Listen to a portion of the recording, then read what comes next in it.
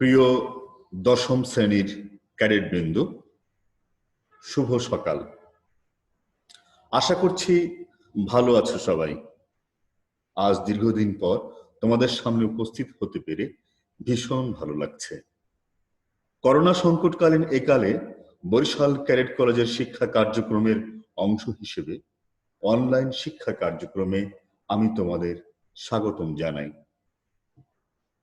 প্রিয় ক্যাডেটবৃন্দ, আজ আমি তোমাদের বাংলা প্রথম পত্রের কবিতাংশের কবি শামসুর রহমানের কবিতা তোমাকে পাওয়ার জন্যে কবিতাটি নিয়ে একটি সংক্ষিপ্ত পাঠ পর্যালোচনা করব। আশা করি এই পাঠ পর্যালোচনা তোমাদের শিক্ষা কার্যক্রমকে সমৃদ্ধি এনে দেবে।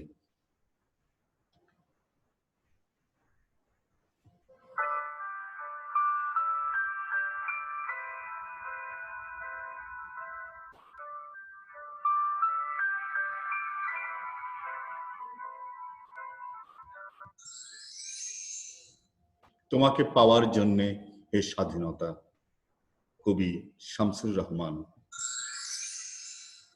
প্রিয় ক্যাডেটবৃন্দ, আমরা এখন কবি শামসুর রহমানের সংক্ষিপ্ত জীবন ও কর্ম নিয়ে আলোচনা করব। জন্ম 23 অক্টোবর 1929 খ্রিস্টাব্দ, ঢাকার মাহুতটুলি এলাকার নানাবাড়িতে। পিতা মোখলেসুর রহমান চৌধুরী, মাতা আমেনা খাতুন। বাংলাদেশ ও আধুনিক বাংলা সাহিত্যের অন্যতম প্রধান কবি। বিংশ শতাব্দীর দ্বিতীয় ভাগে দুই বাংলায় তার শ্রেষ্ঠত্ব ও জনপ্রিয়তা প্রতিষ্ঠিত। তিনি একজন নাগরিক কবি ছিলেন। বাংলাদেশের স্বাধীনতা সংগ্রামের উপর লিখিত তার দুটি কবিতা খুবই জনপ্রিয়। কবি 2006 সালের 17 আগস্ট ঢাকায় মৃত্যুবরণ করেন।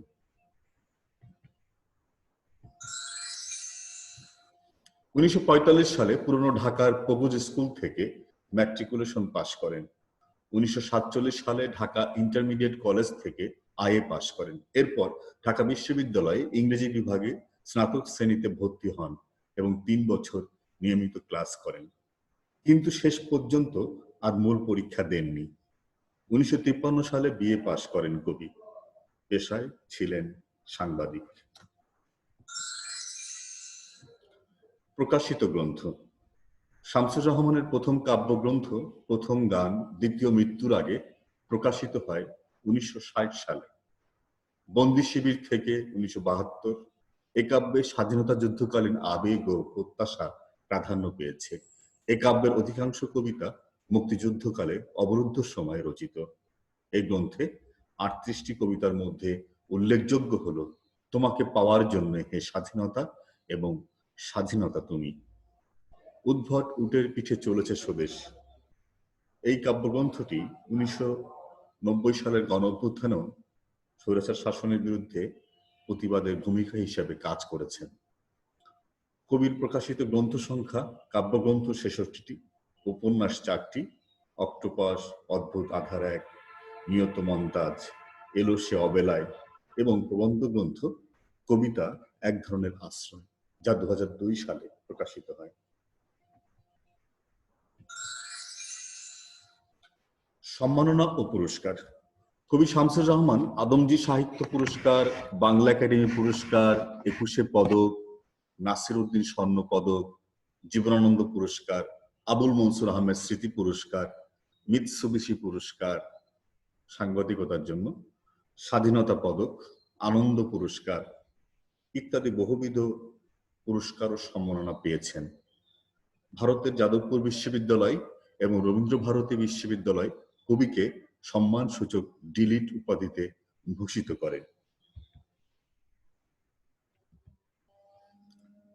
তোমাকে পাওয়ার জন্য হে স্বাধীনতা, এই কবিতাটির শিখনফল যদি আমরা চিন্তা করি তাহলে দেখব যে মহান মুক্তিযুদ্ধের ইতিহাস সম্পর্কে জানা। এই কবিতাটি 1971 সালের মহান মুক্তিযুদ্ধের প্রেক্ষাপটে রচিত।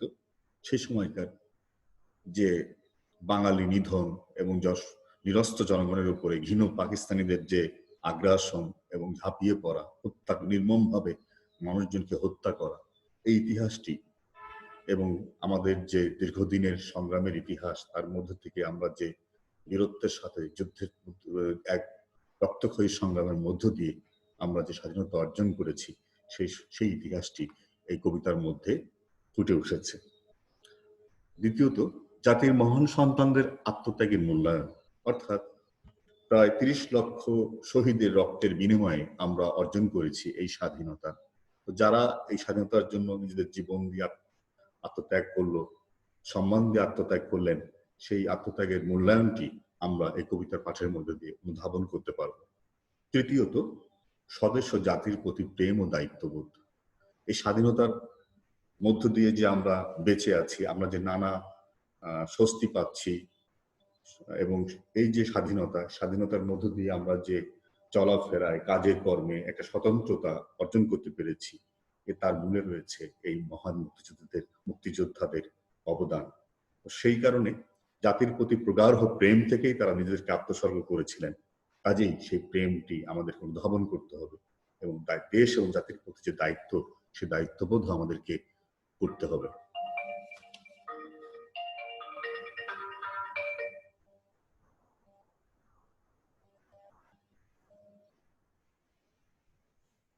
প্রিয় ক্যাডেট, এবার আমরা ফিরে যাব মূল কবিতায়।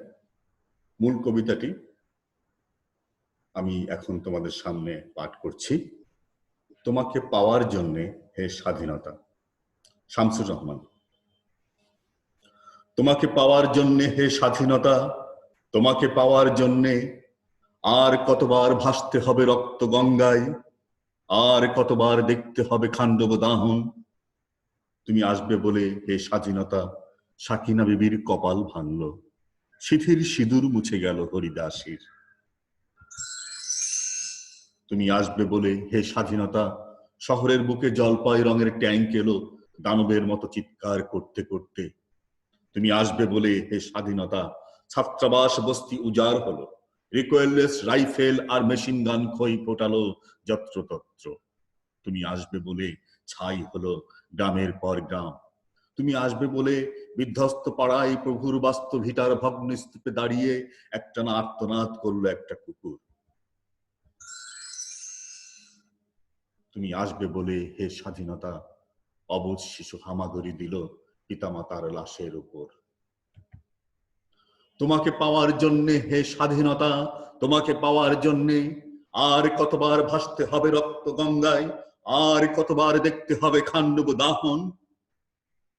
স্বাধীনতা তোমার জন্যে এক থুড়ে বুড়ো উদাস দাওয়ায় বসে আছেন, তার চোখের নিচে অপরাহ্নের দুর্বল আলোর ঝিলিক, বাতাসে নড়ছে চুল। স্বাধীনতা তোমার জন্যে মোল্লা বাড়ির এক বিধবা দাঁড়িয়ে আছে নরবরে খুঁটি ধরে দগ্ধ ঘরে। স্বাধীনতা তোমার জন্যে হাড্ডিসার এক অনাথ কিশোরী শূন্য থালা হাতে বসে আছে পথের ধারে।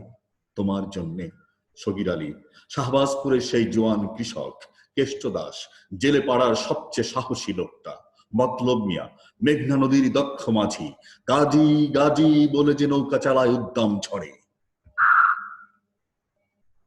রুস্তম শেখ, ঢাকা রিক্সাওয়ালা, যার ফুসফুস এখন পোকার দখলে। আর রাইফেল কাঁধে বনে জঙ্গলে ঘুরে বেড়ানো সেই তেজি তরুণ, যার পদভারে একটি নতুন পৃথিবীর জন্ম হতে চলেছে। সবাই অধীর প্রতীক্ষা করছে তোমার জন্যে হে স্বাধীনতা।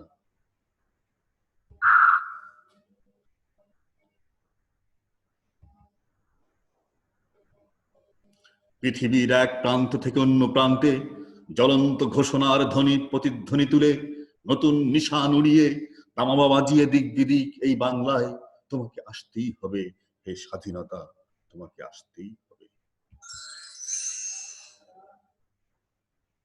আমরা তোমাকে পাওয়ার জন্য এই কবিতাটির পাঠ শুনলাম। এবারে আমরা এই কবিতার যে মূল বক্তব্য বা সারসংক্ষেপ সেটি আলোচনা করছি। বাংলাদেশের স্বাধীনতা যুদ্ধ ছিল 1971 সালে সংগঠিত তৎকালীন পশ্চিম পাকিস্তানের বিরুদ্ধে পূর্ব পাকিস্তানের সশস্ত্র সংগ্রাম। যার মাধ্যমে বাংলাদেশ একটি স্বাধীন দেশ হিসেবে পৃথিবীর মানচিত্রে আত্মপ্রকাশ করে। 1971 সালের 25শে মার্চের রাতের অন্ধকারে পাকিস্তানি সামরিক বাহিনী পূর্ব পাকিস্তানে বাঙালি নিধনে ঝাঁপিয়ে পড়লে একটি জনযুদ্ধের আদলে গেরিলা যুদ্ধ তথা স্বাধীনতা যুদ্ধের সূচনা ঘটে। 25 মার্চের কালো রাতে পাকিস্তানি সামরিক বাহিনী ঢাকায় অজস্র সাধারণ নাগরিক, ছাত্র, শিক্ষক, বুদ্ধিজীবী, পুলিশ ও ইপিআর কে হত্যা করে। পাকিস্তানি সামরিক বাহিনী, east Bengal regiment, east Pakistan rifles, east Pakistan police, সামরিক বাহিনীর বাঙালি সদস্য এবং সর্বোপরি বাংলাদেশের স্বাধীনতাকামী সাধারণ মানুষ দেশকে পাকিস্তানি সামরিক বাহিনীর কবজা থেকে স্বাধীন করতে কয়েক মাসের মধ্যে গড়ে তোলে মুক্তি বাহিনী। প্রাণ দেন প্রায় 30 লক্ষ মানুষ। এরই মাধ্যমে 9 মাস ব্যাপী ও রক্তক্ষয়ী স্বাধীনতা যুদ্ধেরও অবসান হয়, জন্ম লাভ করে স্বাধীন বাংলাদেশের।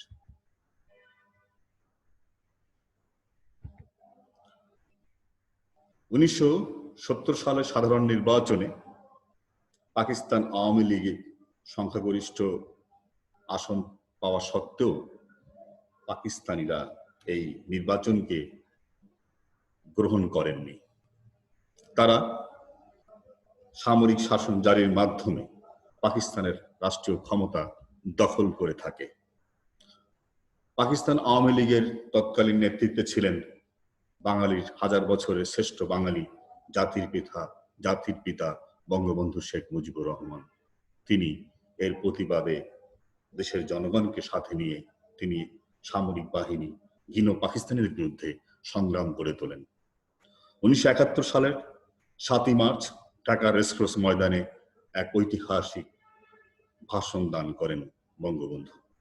উক্ত ভাষণে তিনি বাঙালির স্বাধীনতার ঘোষণা দেন, যার পরিপ্রেক্ষিতে 1971 সালের 25শে মার্চ কালো রাত্রিতে পাকিস্তান হানাদার বাহিনী অতর্কিতে আমাদের সাধারণ জনগণের উপরে ঝাঁপিয়ে পড়ে। স্বাধীনতা সংগ্রামী নেতৃত্ব দিয়েছিলেন যারা, তাদের মধ্যে উল্লেখযোগ্য হচ্ছেন জেনারেল ওসমানী। তিনি মুক্তিযুদ্ধের সর্বাধিনায়ক হিসেবে যুদ্ধ পরিচালনা করেন। সাধারণ জনগণ যারা কখনো অস্ত্র হাতে নিতে জানেননি, যারা কখনো মানুষ হত্যা করতে পারে জানেননি, তারা এই সংগ্রামে অংশ হয়ে দেশ এবং জাতির মুক্তির লক্ষ্যে তারা অস্ত্র তুলে নেন। যে যা পারেন সেই অস্ত্র নিয়ে তারা ঘিন পাকিস্তানের বিরুদ্ধে লড়াই শুরু করেন। অসংখ্য মানুষের মৃত্যু, খুব নির্মম মৃত্যু ঘিন পাকিস্তানিরা আমাদের উপরে চাপিয়ে দিতে থাকে, বিভৎস সেই মৃত্যু। অবশেষে ভারতের তৎকালীন প্রধানমন্ত্রী ইন্দিরা গান্ধী আমাদের পাশে এসে দাঁড়ান এবং তিনি বিশ্ব জনমত সৃষ্টি করেন এবং তারই পরিপ্রেক্ষিতে 1971 সালে ঘিন পাকিস্তানিরা হঠাৎ করেই ভারত আক্রমণ করে বসেন এবং যার পরিপ্রেক্ষিতে বাঙালির কাছে পরাজয় স্বীকার করবে না বিধায় তারা এই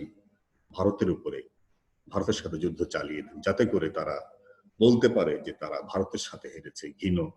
তারা ক্ষুদ্র বাঙালির কাছে, পুরো বাংলা জনগণের কাছে হার স্বীকার করতে অপমান মনে করেন। কিন্তু আমাদের এই স্বাধীনতা অর্জনের অনিবার্য ছিল। আমরা হয়তো 9 মাসে নয়, আমরা হয়তো যদি আরো সময় লাগতো, সেই সময়ের মধ্য দিয়ে আমরা অবশ্যই আমাদের স্বাধীনতা বীরত্বের সাথে অর্জন করতে পারতাম।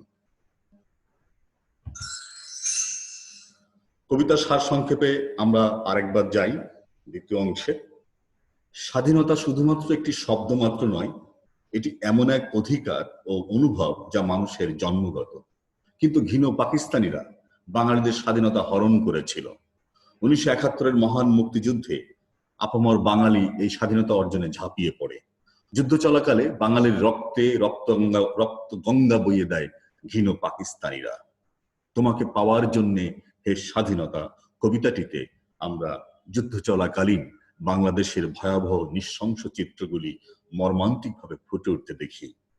সাকিনা বিবি, হরিদাসীর স্বামীহারা আর্তনাদ, ছাত্রাবাস বস্তি উজাড় হওয়ার জন্য ঘিন পাকিস্তানি নগ্ন উল্লাস, মহান মুক্তিযুদ্ধে শ্রমিক, কৃষক, জেলে, রিক্সাওয়ালা প্রমুখ সাধারণ মানুষ নিজেদের জীবন দিয়ে আত্মত্যাগ করেন, আমরা অর্জন করি প্রাণপ্রিয় এই স্বাধীনতা।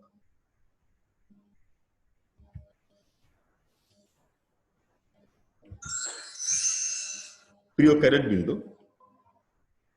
আশা করি এই কবিতাটি বুঝতে তোমাদের তেমন কোনো অসুবিধা হবে না। ইতিমধ্যে আমরা কবিতা পাঠ এবং এটা সারসংক্ষেপ আলোচনা করেছি, সংক্ষিপ্ত আকারে কবির জীবনী আলোচনা করেছি।